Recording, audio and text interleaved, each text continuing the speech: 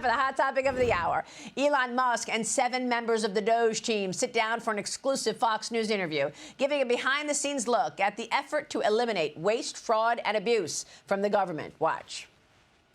We want to reduce the spending by eliminating waste and fraud, reduce the spending by 15%, which seems really quite achievable. Well, this is a revolution. And I think it might be the biggest revolution in government since the original revolution. But at the end of the day, America is going to be in much better shape. At Social Security, one of the first things we learned is that they get phone calls every day of people trying to change direct deposit information. So when you want to change your bank account, you can call Social Security. We learned 40% of the phone calls that they get are from fraudsters. What we're doing will help their benefits. Legitimate people, as a result of the work of DOGE, will receive more Social Security, not less. There are over 15 million people that are over the age of 120 that are marked as alive in the Social Security system. There are some great people working at the Social Security Administration that found this in 2008, and nothing was done. And so 15 to 20 million Social Security numbers that were clearly fraudulent were floating around that can be used only for bad intentions. There are different IT systems today at NIH. 700 different IT systems. IT software systems. They can't speak to each other. And so they don't talk to one another. They have 27 different CIOs. And so when you think about making great medical discoveries, you have to connect the data. It will make science better, not worse. There's $500 billion of fraud every year. There's hundreds of billions of dollars of improper payments. And we can't pass an audit. Great team there. Joining me now for the rest of the program and to cap off Young Conservatives Week is the host of Outkicks. Tomi Lahren is fearless. Tomi Lahren is here. Tomi, great to see you. Welcome to the conversation. Thank you so much for having me, Maria. And I just got to say, Bret Baier and the team did such an excellent job on that panel interview. It should be required viewing for anybody out there that baselessly or just ignorantly hates Elon Musk and the DOGE team. What a fantastic interview. Answered so many questions.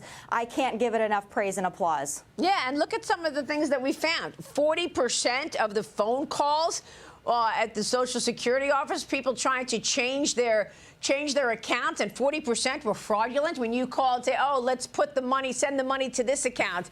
These were just fraudsters. Or the 15 to 20 million fake Social Security numbers. Incredible.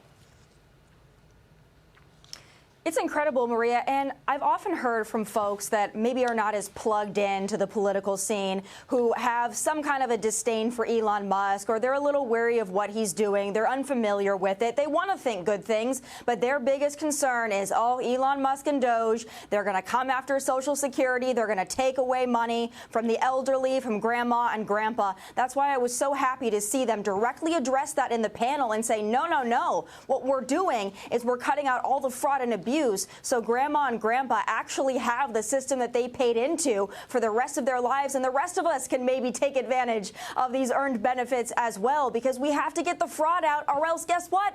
It's going to go bankrupt. So I was so happy they addressed that. I think so many people are comforted and relieved after watching that, and I hope many, many people did. Well, by the way, it might go bankrupt anyway. I mean, the expectations are that we are running out of money fast, and some of these mandatory programs are going to face insolvency. But, John, jump in here with the 120 million, with the people, the millions of people, pardon me, that are above 120 years old. And good Social Security workers, the administration workers, found this out in 2008, but nothing was done about it. My goodness, I guess there's hope for all of this. However, I think this is fake news, if there ever was a fake news story. The one thing that blew me away was that one person who said that every year we have $500 billion of fraud. That's $500 billion. That's insane. That would be, just over 25% of the latest government budget deficit. So just eliminating that fraud would go far at slowing down the growth of government debt and maybe opening the way for lower long-term interest rates.